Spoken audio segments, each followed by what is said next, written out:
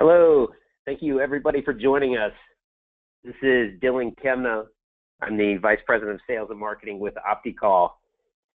Today's webinar is part 3 of our webinar series on how to convert more calls to patients. Just a quick recap. The first presentation was about the importance of consistency. The second one was about building an effective phone plan. Today, we're going to focus a little bit more on building that rapport with the patient and having that customer service mindset. Without further ado, I'm going to pass the microphone over to OptiCall's president, Bill Mercier. Bill, are you with us? I am. Can you hear me? Yes. All right, fantastic. Well, once again, we want to thank everybody coming to this series of webinars that we put on. We are trying to make these webinars a little bit shorter than the ones that we've done in the past, so we hope to wrap this one up in about 30 minutes and have everybody have the ability to ask some questions, and we'll stay around as long as you would like after the webinar to answer any questions that come in. This third part in the series is really about building rapport, as Dylan had mentioned, and the whole customer service mindset. Before we get into that, I just want to, for those who have not been in on any of our other webinars, talk to you very briefly about the company.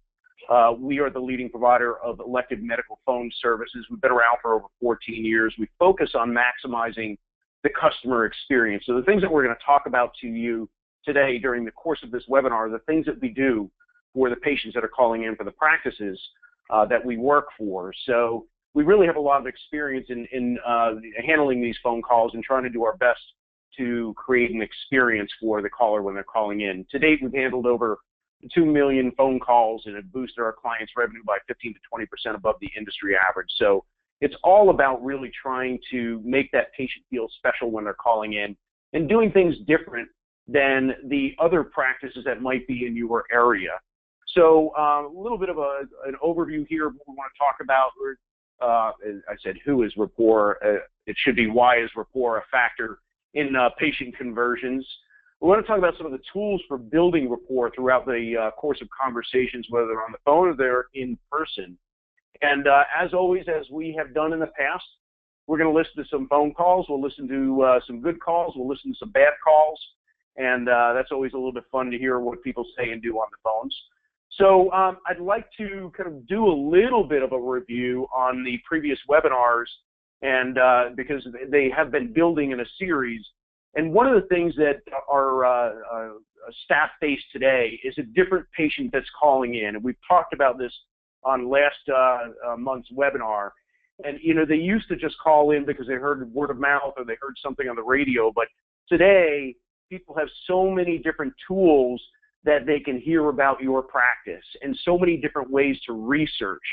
And so they're going through these processes before they actually make the phone call. They might hear about your practice via a friend or a radio ad or whatever it may be.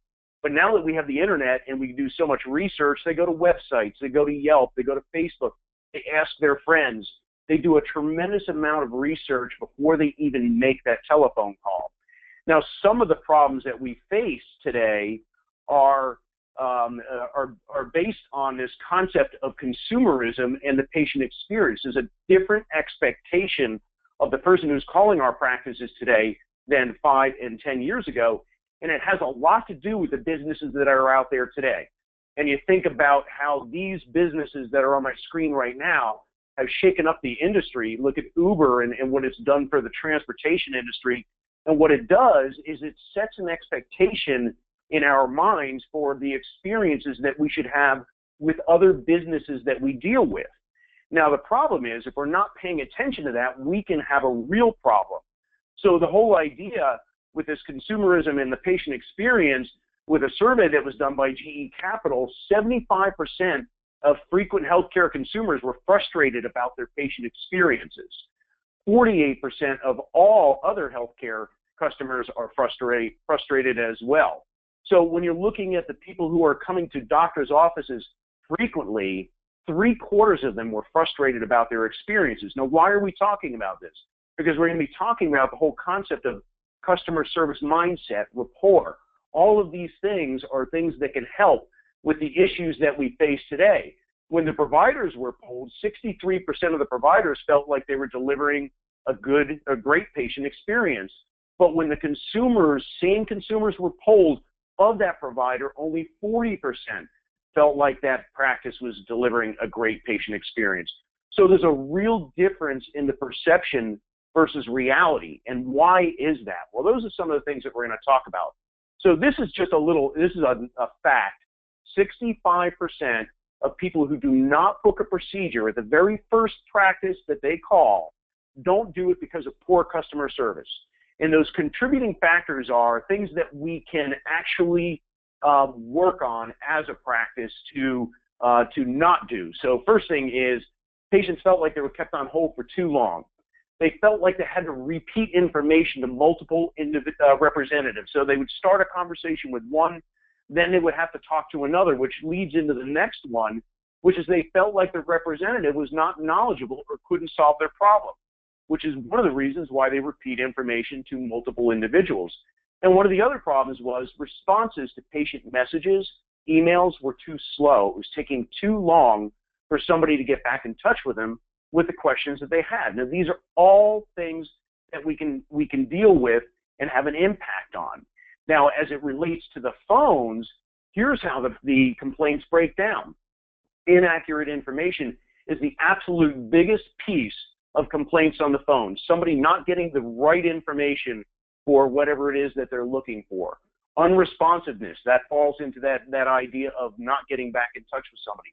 Long wait times, rudeness. So we can see, if we're looking at how service breaks down on the phone, there are a lot of things that we can have an impact on if we're paying attention to what it is that we're doing from a customer service standpoint. So to succeed in any business today, we need to understand that there are 3 things that you need to be excellent in. And those 3 things are, very first one, you need to have an excellent product. So whoever's on the phone, whether you're in ophthalmology, plastic surgery, audiology, whatever specialty it is that you're in, we need to have an excellent product. Without an excellent product, people aren't going to continue to come back to us or refer to us. But here's the thing with products. Products evolve over time. They change over time. The good thing is, for the most part, they get better and better.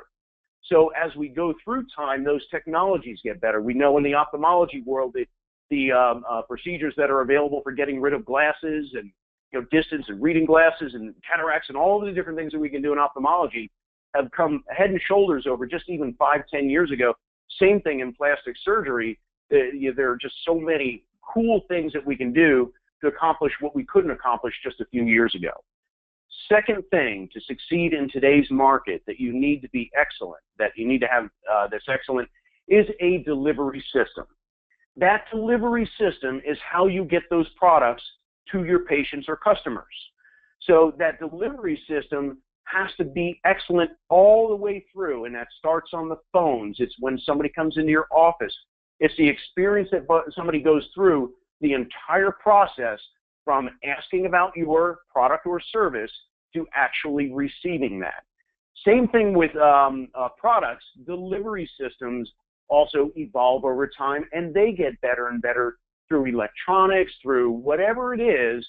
Patients could schedule appointments online, making things more convenient. So things get better as time moves on, but you need to have an excellent delivery system.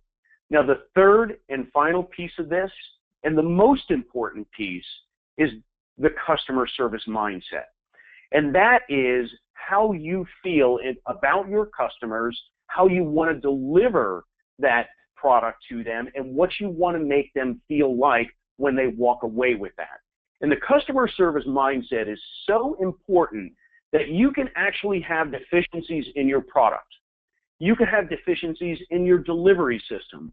But if you've got an excellent customer service mindset, it can make up for temporary deficiencies in the other areas. Now, here's the challenge with the customer service mindset. Everybody within your organization needs to know what your customer service mindset is, and they need to share the same idea. Because you can have somebody within the organization that does not share it, and you've got 10 other people that do, and that potential customer happens to get that one bad apple, and it changes the entire experience for them. And so that's why, as you look at your practices and your staff, you really want to get them in tune with this idea of everybody needs to be on the same page. And we're going to talk about some of the things as we go through the presentation here on what you can do to make sure that that's happening. So one of the most things about the whole concept of customer service and the mindset is first impressions. Now, the thing about first impressions is that we have a very, very short time to actually make that first impression. People are starting to form that impression within the first 30 seconds of meeting somebody. And they're looking at education level, career competency, personality, sophisticatedness, trustworthiness, sense of humor, cleanliness. All of these things are things that naturally, as humans, we do. We can't help doing it. If we see somebody, we talk to somebody, even on the phone, just the voice inflection, we start forming those opinions immediately. In fact, on average, it only takes 5 to 7 seconds for somebody to determine if they trust you. So we have very little time when we're thinking about the customer service experience to make or break the beginning of that experience. And that's why first impressions are so important. Here's how they actually break down. So 55% of the first impression is actually visual. So when you see somebody, you can see if they're clean, how well are they dressed, what are the facial expressions like, what are their hand gestures like. When you talk about the second biggest piece of this, it's vocal. So you see somebody and then they open their mouth. What do they sound like? Are they enthusiastic? Are they mumbling? 38% is weighed on the vocals. And then only 7% of the first impression is on the actual content. What is it that they're actually saying? So you can see that there's a big area in here that we can really try to focus on, but a lot of that has to do, particularly on the phones, with tone, because you don't have the visual piece of this. So as your staff are answering phones, you want to pay attention to what tone sounds like. So I do have a phone call here. I'm going to put my phone on speaker and put it next to my computer. And let's see if we can queue up this phone call and let everybody hear it. Speaking, can I help you? Yes, hi. I'm calling to make an appointment with Dr. Joseph. Dr. John, hold on. I'll give it to the receptionist.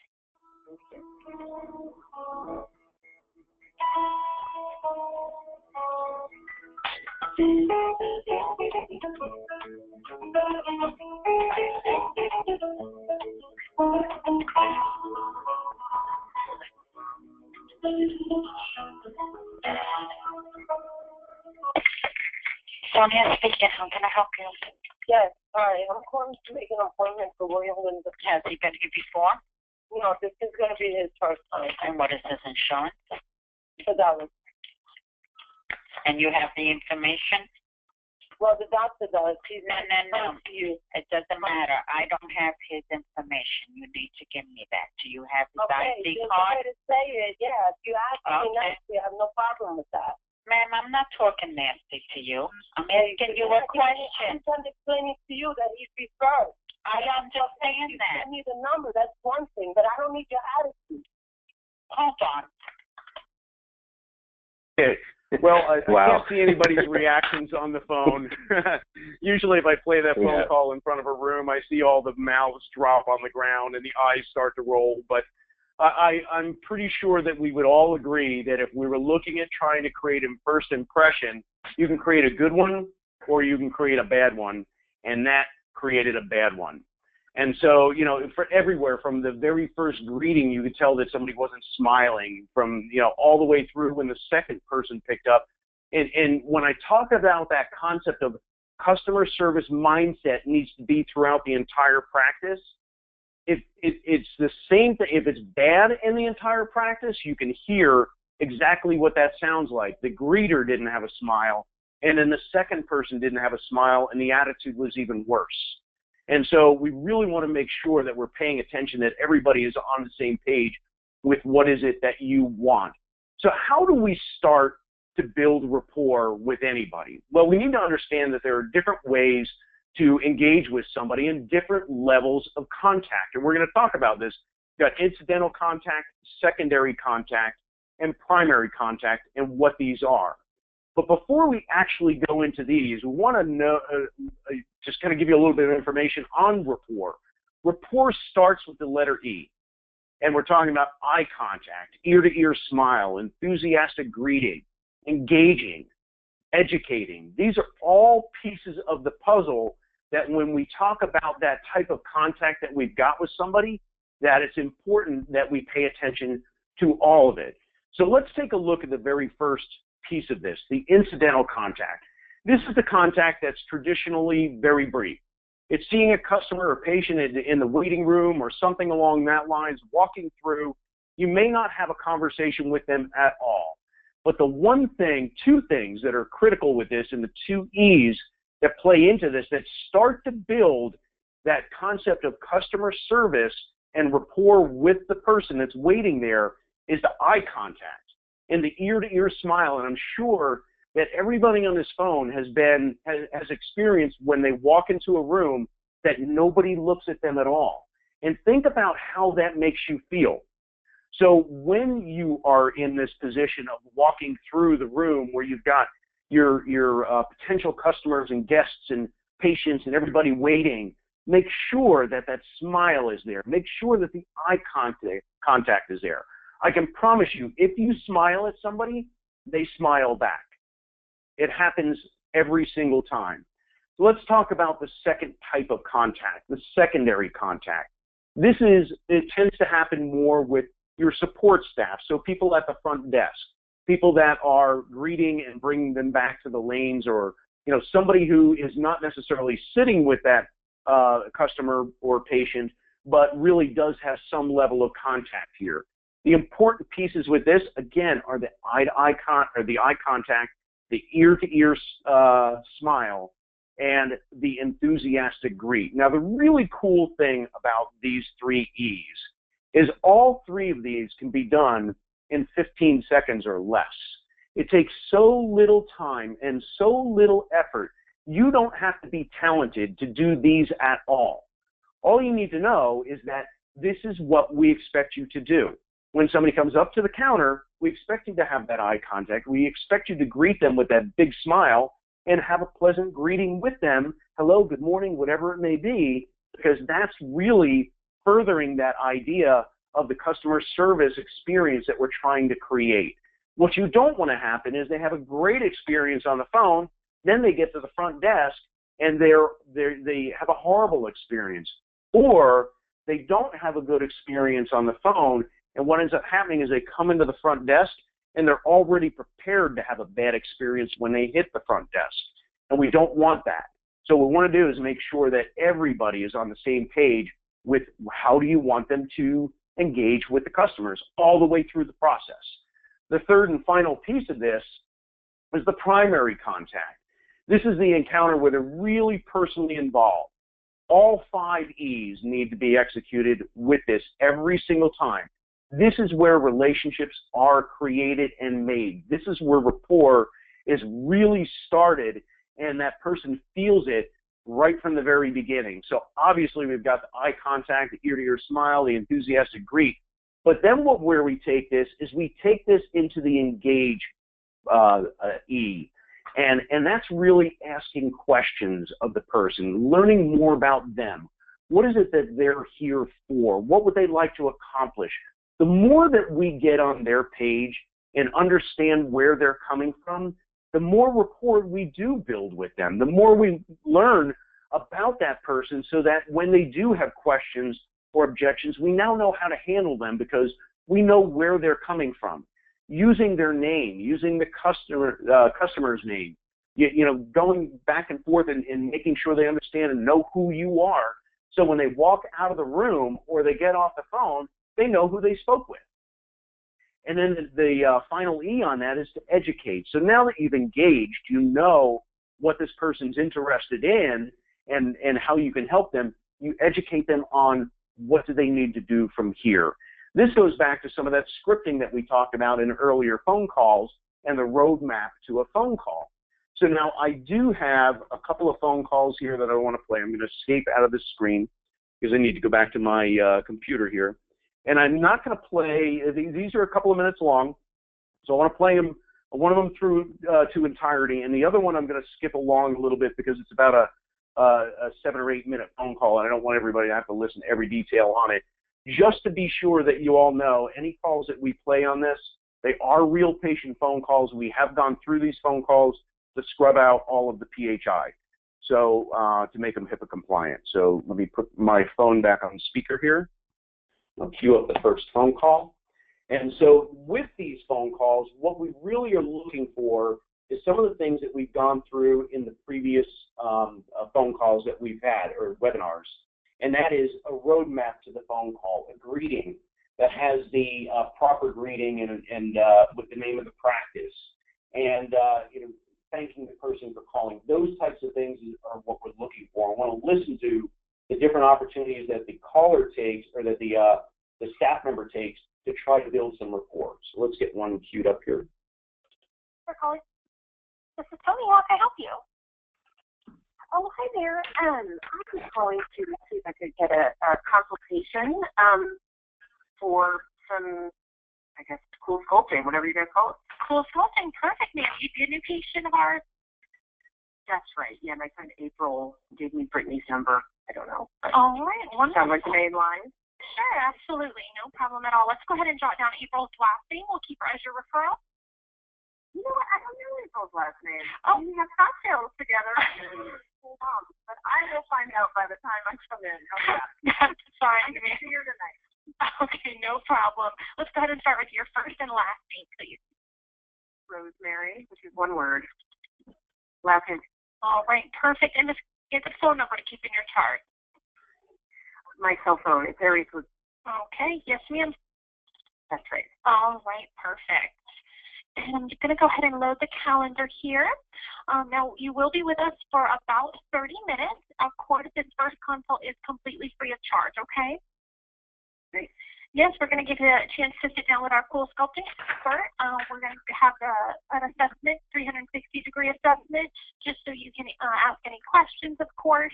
Are you thinking about having the treatment the same day? Oh, maybe. Okay, it's nothing that you have to decide now, but I just wanted to give you a heads up. Normally, we can squeeze the treatment right in after the consult, and then you'd be with us for a total of 2 hours, okay? Okay. All right, and of course, if you schedule this month, you receive $100 credit towards that treatment. I'll go ahead and pull up the calendar here. All right, ma'am, may I also have your date of birth, Rosemary? Yes. Okay. Yes, ma'am, That's right. okay, and I have first name Rosemary, all one word, and last name? That's right. Perfect. And a mailing address, please? Okay, I'm going to pause this now at this point, and so I want to really focus in on some of the things. Obviously, she doesn't have the ability to have eye contact with this person that's calling in because it's a phone call. But in the other areas here, the ear-to-ear smile, I think we could hear that. I think it was pretty apparent. The enthusiastic greet, the engaging, the finding out the name, the using name throughout, and the education, all of those are pieces of what was accomplished during this phone call. And it follows through, and the person does book the visit, and it ends with a pleasant farewell. The next one here is... Hey, Bill, somebody had asked if that was a sample of one of our calls. You want to address that? Yes, these are both of the calls I'm playing right now are our staff.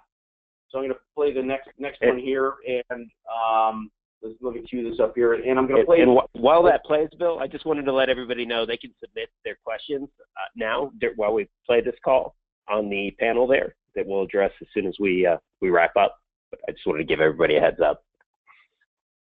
Sounds good. Okay, so let me cue this one up here.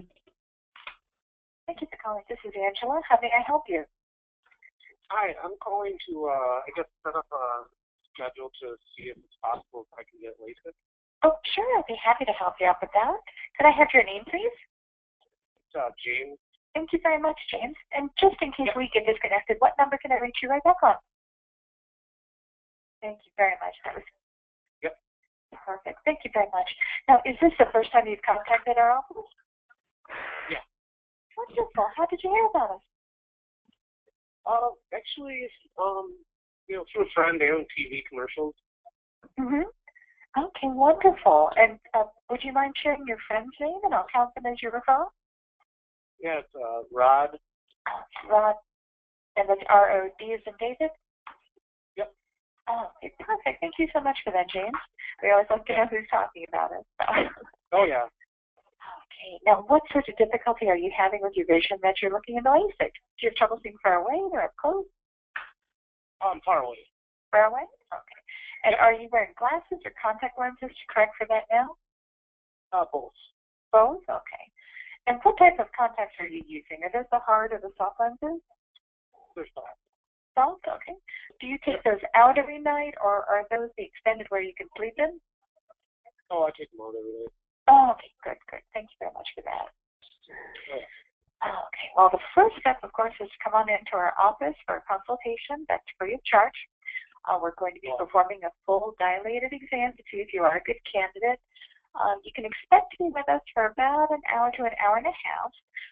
Now, your eyes will be very light sensitive, so I do recommend bringing your sunglasses with you. All right. Now, while you're here, you have a chance to meet with one of our refractive coordinators, our LASIK technician, as well as one of our surgeons. Between them, they'll be able to answer all of your questions. Okay. Okay, now before you come in, I do have a little bit of homework for you. To help us get the best results, we would like for you to be out of your contact lenses for the day before the exam as well as the day of the exam. Will you be able to do that, or just wear your glasses? Okay, I'm going to pause this here. I'm going to move this phone call ahead towards about the last minute of it and finish it up here. Now, if anything comes up and you don't think you can make it, please just give us a call. We'll be happy to get you rescheduled. And do you have any other questions, or is there anything else I can help you with today? No, I don't believe so. You know, after the consultation or evaluation, I guess, how long after that would it be till I actually have the surgery? Okay, so you actually have the surgery. It really depends on the surgery schedule and your availability. With Dr. He does his surgeries on Thursdays, every now and then on Wednesdays. So we'll look at the schedule while you're here, but typically we can get you in just a few weeks. So it usually isn't too long away. Mm-hmm. Oh, that's great. Okay. Yeah. All right. Well, yeah, you did awesome. Yeah, I actually own a restaurant, and you gave some of the best service I've ever received, so I appreciate everything. Oh, well, thank you so much for that, James. I appreciate the compliment. Yeah. Okay, wonderful. Well, then, we're going to be seeing you then on your birthday at 1 o'clock, and I hope you have a wonderful weekend. Yeah, you too. Thank you so much. Oh, you're welcome. Thank you. Okay. Bye. All right, so a little bit different than that very first phone call that we heard a little bit earlier in the presentation. But the key and I think they might have missed the part about her making a connection with the caller on his birthday. That was part of it, the active listening there. Exactly. When he gave his birthday out as part of the demographics to book the appointment, she called that back out and saying something at the end. So, and again, on that phone call, although we don't have the eye contact, you can hear the ear-to-ear smile. You can hear the enthusiastic greet. You can hear the engaging and asking questions and learning more about what their needs are before she educated them on the next step, and then took that next step, which was booking the visit for him. So let me just go through this here, come up with the next slide. So as we're thinking about customer service, we've had an opportunity to hear some good customer service. We've had an opportunity to hear some bad customer service. We want to think about what are some of the businesses that you cannot do without, and what are some of the commonalities between them. One of the things that they all have in common is they have a relationship that they've built with their customers.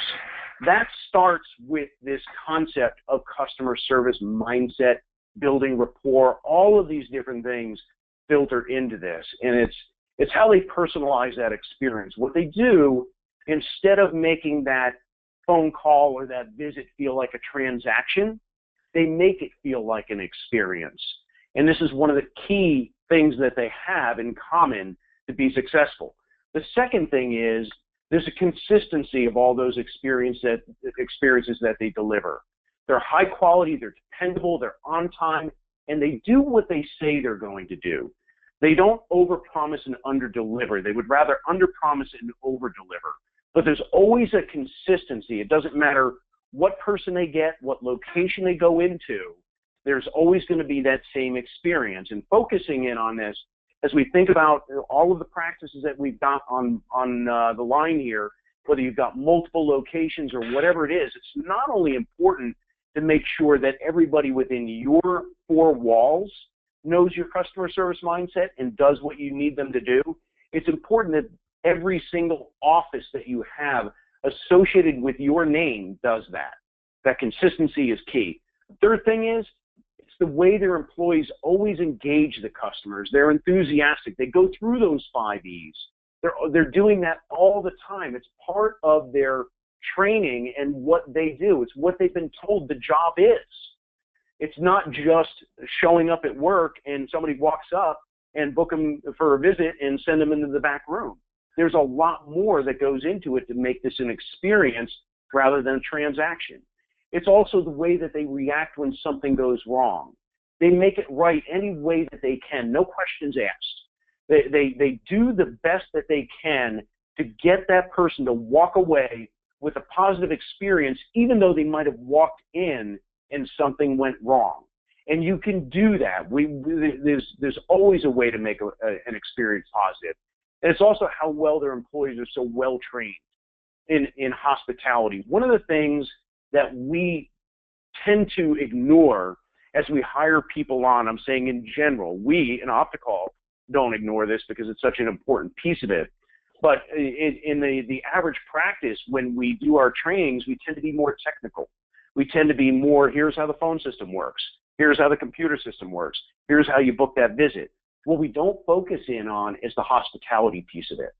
And that's probably the most important piece, because as I said earlier in this, is that we can have a great attitude that will make up for temporary issues in other areas.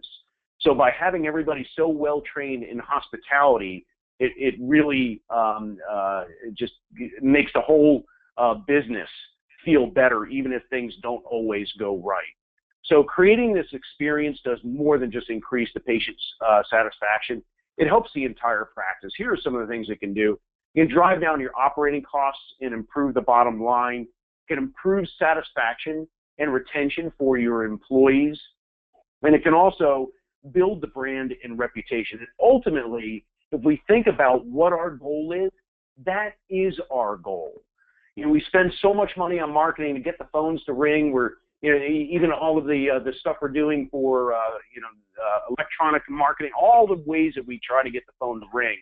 But the best patient that we can get in is somebody that's being brought in because we've done an experience, a good experience with another patient, and they're recommending us. And all of the things that we've talked about on the phone today are things that can help build that for your practice. So with that, we're going to open this up for some questions. Nice job, Bill. That was great. Thank you. First question, kind of a standard question we should have addressed earlier, is can we receive a recording of the presentation? The answer is yes.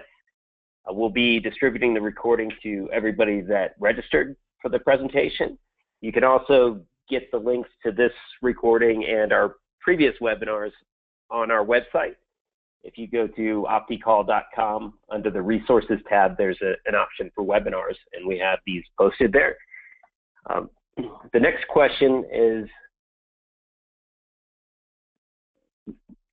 where do you recommend that we start with our staff, and what is the best way to motivate our team?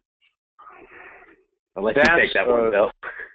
Okay, that's a really good question. It depends on what your starting point is. You know, one of the things that I recommend is having a staff meeting and let them know we want to go in a direction to make this company fun. We want to go in a direction to make your job here easier. We want to go in a direction that makes our patients feel great about us, and allow them to help you build this process. And that's what we've done in OptiCall, is we've had staff meetings, and since, you know, as we hire people on and we give them more responsibilities, eventually they become management. They're not on the phones as much as the people that are on the phones every day. So we include everybody in these meetings, the people that are brand new in the company, the people that have been with us for over 10 years to try to get ideas on what we can do. In fact, we threw one out today, a brand new one that we're launching. They're lanyards that we're giving out to everybody. And when our quality control team reviews phone calls, which they do every single week, they review phone calls and they get an A-rated phone call, which they should be getting a lot. We have pins that are going on these lanyards. And so not only that, they get to spin a wheel that gives them prizes that can give them 15 minutes extra for lunch. It can give them a day off. It can give them a whole bunch of different things. So we reward for good behavior. The whole idea is to create a culture within your organization that is fun, but serves the customer to the best of your ability. So I would suggest with starting that by a meeting and letting them know, here's what we want to accomplish. We'd love some ideas. And they will love to contribute because it makes them feel like they're part of it now. Mm-hmm. I'll just add something to that. I always thought it was monetary incentives, and I do think that's important, things like profit sharing or team incentives, individual incentives. But what I've learned from you, Bill, and from our presentation with Connie Fisher about getting more patients to say yes, that it has more to do with culture, starting from the top down. And I think Bill's done a great job at creating an environment where people are happy. We've got one other question here about how often should we say the patient's name during a phone call? Good question. I know I actually have a phone call that I use as example purposes right now, and I call it Ruby, Ruby, Ruby, because during the course of a 5-minute phone call, it must have been said at least 15 or 20 times, and it got to the point where it was annoying. Saying it a couple of times in the beginning and at the end, and maybe no more than 3 or 4 tops. It really depends on how it might come up. So you don't want to say, so Dylan, let me tell you a little bit about what's going on at the office and what your next step is, Dylan. When you come in, Dylan, you don't want to do something like that, because then it really sounds like you're making that conscious effort. It has to sound natural. And and so, maybe 3 times, 4 max during a phone call. Right. Okay. Well, appreciate everybody tuning in today. I'm just going to flip the screen over real quick, Bill, so they can see our, well, do I just hit play? I was trying to make myself, here we go. Just going to show them our website real quick. Okay. Show them where they can find the webinar recordings. Right here under resources, webinars, you'll find the recordings. And for those of you that when you close out of the presentation today, you should be getting a survey. We'd love your feedback. There's an opportunity to take advantage of our complimentary mystery shop. That's a free 5-call phone assessment to get a barometer on how well your team is performing on the phones. That just helps identify if patients can get through. Are they getting to the right people? Is your team just answering questions? Are they actually engaging the caller and giving them a reason to take that next step? But we appreciate everybody's time today. Great job, Bill. Well, thank you very much. Anything else you wanted to add? No, that's it. Again, I appreciate everybody getting on the line with us, and we look forward to seeing you on the next webinar, which is... Yes, that's what we forgot to mention, is the next presentation, which is actually it's right here on the screen. It's part 4, capturing the patient, and we're actually going to show a live demo on our system. You get to see our new software and how we actually intake these leads. We'll take one of the people that registers in and let them shop us as if they were a customer or a potential patient, and we'll go through the process on the screen. So it should be interesting. Sounds good. All right. All right. Thanks, everyone. Thank you, everybody. Have a great day. All right. Take care. Bye-bye.